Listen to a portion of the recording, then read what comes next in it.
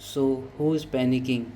Hello everybody, my name is Vaibhav and आज का market तो आप सभी ने देखा ही है। हर चीज़ लाल है, देखिए हर चीज़ लाल है। पर ये पैनिक क्रिएट किसने किया? वॉर ने, कि लोगों ने, कि इंस्टीट्यूशन ने, कि FII DII या कोई और? ये थोड़ा सा आपको क्लियर होगा ये डेटा देख के। ये देखिए, अब बताइए कि बाज़ार को आज गिरना चाहिए था क्या? किसने बेचा? ऑफ कोर्स रिटेलर ने बेचा। और रिटेलर यही गलती करते हैं, क्या? Panic selling. पैनिक सेलिंग हर जगह थी और हर जगह वापस से थोड़ा सा रिकवरी आई। ये देखिए, ये पूरा दिन भर का है। पैनिक सेलिंग हो के हर जगह 4% गिरा है। इरीडा 4% गिरा है, ठीक है। NTPC 3.5% करीब गिरा है और ज़्यादा गिरा था तीनों चीज़ें, हर चीज़ें। अदानी पावर देखो 4.5% से ज़्यादा डाउन है, ठीक है। थोड़ा सा लास्ट में रिकवर किया। सो ओवरऑल मार्केट में बजाज हाउसिंग फाइनेंस को देखो 5.5% से ज़्यादा गिरा है, ओके। तो ओवरऑल मार्केट में आप देखिए आज बहुत ज़्यादा पैनिक सेलिंग था और इसका कारण सिर्फ डर है, सिर्फ इमोशन है। सबको लगा कि बाज़ार गिरेगा, सबको लगा कि यार ये वॉर का सिचुएशन में कुछ भी हो सकता है, राइट। लेकिन ना FII को लगा, ना DII को ये लगा कि कुछ भी हो सकता है। सिर्फ रिटेलर को लगा और उसने पैनिक सेलिंग किया है और उसकी वजह से बाज़ार गिरा है। एक बात मैंने हमेशा से सीखी है ऐसे समय में कि पैनिक सेल करना कोई भी वजह से कभी फ़ायदा नहीं देता आपको। हमेशा आप नुकसान में ही होते हैं। आपने किसी भी शेयर में पैनिक सेलिंग किया, ठीक है, तो आपका एक तो आप डर के मारे आप उसको कोई भी भाव में बेचते हैं। उसके बाद आपका मूड भी ख़राब हो जाता है उस शेयर से। कहीं ना कहीं जो इमोशन बीच में आते ही हैं, कोई कुछ भी बोले, पर एक बार जो शेयर आप बेच चुके हो उसको आप वापस ख़रीदने में 2 बार सोचते हो कि यार मैं बेचा था, फिर इसको क्यों ख़रीदूँ, अभी इस रेट में नहीं ख़रीदूँगा। आज शक्ति पंप, अब जैसे 2 वीडियोज़ में मैंने आपको बता चुका है कि मैंने ऊपर में लिया है। तो ये जब जो सिचुएशन आती है इसमें आपको पता रहना चाहिए आप किसको होल्ड कर रहे हो, राइट, और किस लिए होल्ड कर रहे हो। आपका विज़न और व्यू क्लियर होना चाहिए, ठीक है। आज शक्ति पंप गिरा है करीब 3.5%, 3% के आसपास, 3%, ओके। सो अभी एक आध घंटे पहले न्यूज़ भी आई कि उसको 110 या 12 करोड़ का ऑर्डर भी मिला है, ठीक है। तो आज क्लोजिंग के बाद ये न्यूज़ आई है, तो देखते हैं कल का ये मूवमेंट क्या होता है। पर ये ऑर्डर मिलने से एक चीज़ तो मैं कंफर्म हो गया कि बैठ सकते हैं, ठीक है। पोजिशनल में यही फ़ायदा है कि आपको अगर पता है कि अच्छे शेयर्स कौन से हैं, आपको पता है कि ये फ्यूचर में अच्छा करेगा, आपको पता है कि इसके फंडामेंटल्स और टेक्निकल्स सारे आपको सूट कर रहे हैं ट्रेड लेने के लिए और आपके कन्विक्शन भी है उसमें, तो आपको ज़रूर बैठना चाहिए। और कभी पैनिक सेल नहीं करना चाहिए कोई भी शेयर में। आप सेलिंग तभी करो जब नॉर्मल मार्केट हो और वो शेयर परफॉर्म ना करे, या आपके हिसाब से ना हो, या आप जिस नज़रिए से बैठे थे वो चीज़ें मैट ना करें, राइट। तो आज ने फुल फ्लेज ने रिटेलर लोग ने ही बेचा है पूरा माल, ओके। मिड कैप आज 1600 पॉइंट डाउन था, सुबह खुलते साथ ही बड़ा सेलिंग प्रेशर आया और वापस से 600 पॉइंट रिकवर भी किया था, फिर वापस से 400 पॉइंट डाउन हो गया, ठीक है। तो टोटल 1399, लगभग 1400 पॉइंट ही क्लोज़ हुआ है, ठीक है। और सोचो ना, दोनों एफआईआई और डीआईआई ने ख़रीदा है, तो हम ही माल उन लोग को दे रहे हैं, रिटेलर लोग ही माल उन लोग को दे रहे हैं सस्ते रेट में, कम रेट में, और खुद ही डर के रेट भी तोड़ रहे हैं चीज़ों के। तो यही सिनेरियो है, इसीलिए रिटेलर पैसे नहीं कमा पाता है, क्योंकि पैनिक सेलिंग करता है, इमोशंस हावी हो जाते हैं। अभी जो हुआ है पुलवामा में, वो सही नहीं है, बिल्कुल नहीं है, और उन लोग को जिसने किया है उसको, और जिसने करवाया है उसको भी सज़ा तो ज़रूर मिलनी ही चाहिए, और मिलेगी भी। लेकिन अभी उसका कोई और इम्पैक्ट तो हुआ नहीं, उस दिन वो चीज़ हो चुकी है, 2 दिन पुरानी चीज़ है। आज बाज़ार क्यों गिरना चाहिए? कोई इसका रीज़न है ही नहीं।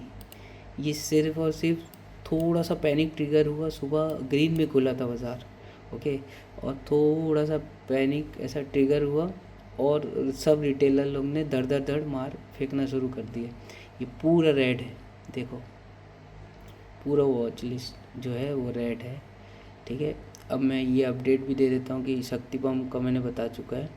एक सुज़लॉन का भी कोई न्यूज़ था, सुज़लॉन का भी एक न्यूज़ है, एक सेकेंड चेक करते हैं।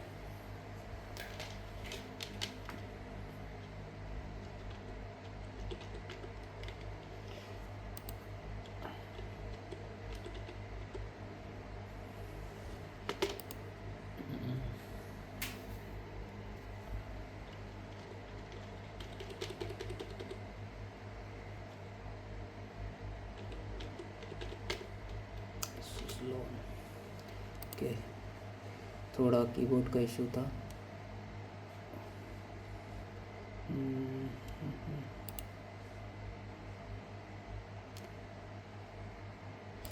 सुज़लॉन और NTPC, Suzlon expends NTPC green energy partnership 1544 megawatt, okay. तो एनटीपीसी की तरफ से शायद इसे कोलैबोरेशन मिला है, जो कि अच्छी बात है। एनटीपीसी ग्रीन भी फ्यूचर बहुत अच्छा होल्ड करता है। उसके प्रमोटर लोगों को भी ऐसा कॉन्फिडेंस था आईपीओ के वक्त कि हम तो ये कम में दे रहे, जबकि यहाँ मार्केट में इसका वैल्यूएशन जो है वो आज एनटीपीसी का आज भी उसका पी आप देखेंगे, एनटीपीसी, एक सेकेंड, 3,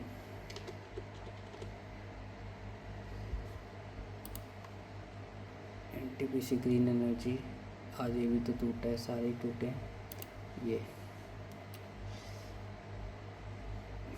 पी देखिए 253 का पी है, और उन प्रमोटर ने उस समय बोला कि हम तो ये कम में दे रहे हैं, इसका जो वैल्यू है ये और भी बहुत ज़्यादा है।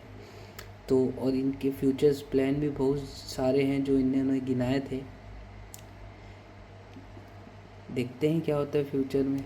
अभी तो 2-3 साल में ही आपको, अभी 1 साल हुआ है, अब देखो कितनी बार पैनिक सेलिंग हुई है 1 साल में। सबसे पहले मोदी जी हारते हारते जीत गए, ठीक है, वो तो हुआ ही है। दूसरा, यूक्रेन और रशिया का वॉर अचानक से बहुत ज़्यादा ही मामला गर्म हो गया था। उसके बाद ट्रम्प के ऊपर गोली चली, फिर ट्रम्प जीते, फिर ट्रम्प ने टैरिफ लगाया, अब ये नया वॉर। सो इतनी बार पैनिक सिचुएशन आई है बाज़ार में, तो ये जो मूव होना, जो गिरा है मिड कैप भी, ये तो स्वाभाविक ही था कि गिरना ही था। ये पूरा फेज़ है, यहाँ से लेके अक्टूबर सितंबर से लेके ये गिरा, फिर उठा, फिर गिरा, तो ये पूरा सेलिंग ही हुआ है, पैनिक सेलिंग ये। पर अभी धीरे से रिकवरी दिया था, उसके बाद अभी फिर ये न्यूज़ आई। कहीं ना कहीं जहाँ मैंने लाइन खींची हुई है उसमें क्लोजिंग तो तोड़ चुका है, लेकिन मुझे ऐसा लगता है कि जिस दिन इसका मोदी जी और इंडिया ये टेररिस्ट का हम लोग का जो जवाब है वो देगा, उस दिन बाज़ार भी रैली करेगा, ऐसा मुझे लगता है, मेरा अनुमान है ये।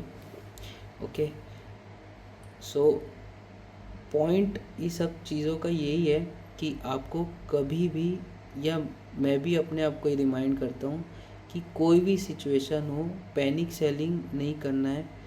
नॉर्मल मार्केट में अगर चीज़ें गिरती है तो आप उसको सेल करना चाहिए, ना कि ऐसे मार्केट में, क्योंकि कभी भी आपका कोई भी इससे प्लस नहीं आता, हमेशा या तो गिल्ट में रह जाएंगे, और एक तो प्राइस भी टूटा ही हुआ है, ठीक है, सब चीज़ गिर रहा है तो यार, सब चीज़ गिर रहा है तो कुछ नहीं बचता, ना रिलायंस बचा ना कुछ बचा, ठीक है। कई बार लार्ज कैप में देखो खुला कहाँ होगा, ओपन है, अरे चलो रिलायंस है तो बच गए। आज के दिन की जो सेलिंग है मिड कैप में ही है शायद, बस लार्ज कैप में नहीं है, या है भी तो रिलायंस स्ट्रॉन्ग था, मिड कैप ही धोया है, ठीक है। लार्ज कैप से जो थोड़े से बड़े शेयर हैं उन लोग ने होल्ड किया है, बाकी तो मिड कैप तो धो दिया है। तो चलो, क्या है, बड़ा पैसा जो बनता है ना वो स्मॉल और मिड कैप में ही बनता है। तो लार्ज कैप में तो वैसे भी मुझे नहीं लगता कि कोई अब अमीर बन सकता है उससे, ठीक है, या एक साइजेबल अमाउंट कमा सकता है। आप इंटरडे कर सकते हो, वो भी आपका किस्मत पे है कि किस्मत आपका सही रहे तो। बाकी मैं ये कहना चाहूँगा कि हमेशा अपने इमोशंस को कंट्रोल करना की कोशिश कीजिए। जब आपको लगे कि आप पैनिक कर रहे हैं तो चुपचाप हट जाइए, बंद कर दीजिए और वॉकआउट कर लीजिए कुछ देर के लिए, या उस दिन के लिए ही मत देखिए। आप मैक्सिमम टाइम, मुझे ऐसा लगता है कि मैं फ़ायदे में ही रहता हूँ जिस टाइम पैनिक सिचुएशन रहती है और मैं टर्मिनल बंद कर देता हूँ। तो आप भी एक बार ट्राई कीजिएगा। बाकी तो सब आपके हाथ में, ठीक है। मैं तो अपना जो व्यूज़ है वही शेयर कर रहा हूँ। एक बार आप ट्राई करके ज़रूर देखिएगा कि जैसी पैनिक सिचुएशन आती है उस दिन कोई सेलिंग नहीं करना है। हो सके तो थोड़ा बहुत अगर हो तो कुछ एवरेज कर सकते हैं, जो आपको चीज़ें अच्छी लगती है, बाकी सेलिंग तो बिल्कुल नहीं करना है। एक बार ट्राई ज़रूर कीजिएगा। बाकी मैं कोई सेबी रजिस्टर्ड अपना एडवाइज़र तो हूँ नहीं, और ये डिस्क्लेमर भी मैं दे ही देता हूँ, राइट। मैं सेबी रजिस्टर्ड नहीं हूँ, ये कोई बाइंग सेलिंग रिकमेंडेशन वाला वीडियो नहीं है। ये सारे मेरे व्यूज़ हैं, और आप ये सबको फॉलो, जो बाइंग सेलिंग वाला है, जो मेरे ट्रेड्स हैं उसको फॉलो ना करें, अपना रिसर्च खुद करें, ठीक है। और लाइक सब्सक्राइब कर दें। कुछ भी अगर आपको छोटा मोटा भी फ़ायदा हुआ हो तो प्लीज़ लाइक सब्सक्राइब करें। Thank you so much. Signing out.